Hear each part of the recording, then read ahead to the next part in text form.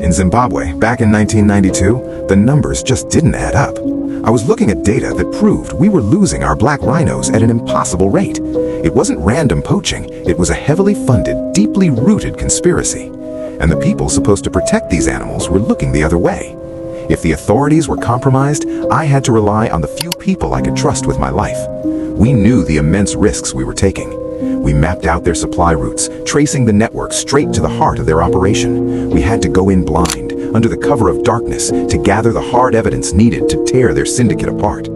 Out in the midnight bush, every snapped twig sounds like a gunshot. You have to quiet your own breathing, quiet your own heartbeat. We moved through the tall grass, knowing one wrong step could be our last. And then we found it, hidden deep in the shadows of the valley, their main camp. We were only supposed to watch from a distance. We were only supposed to gather intel. But when I saw what they had in those cages, a terrified, innocent calf, the plan went out the window. I couldn't just stand by. I gave the signal, and in a fraction of a second, the quiet night exploded into absolute chaos.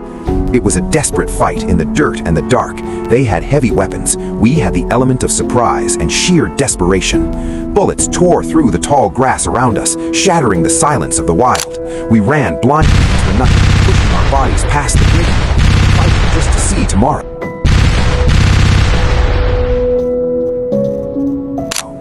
When the sun finally broke over the horizon, the air was still.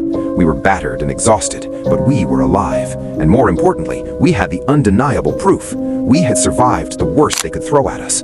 But surviving the night was only half the battle. Now we had to wake the country up.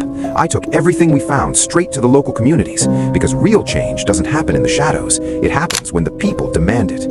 We dragged the corrupt officials into the light. We stood before the cameras and exposed the entire brutal syndicate to the world. We forced them to finally listen.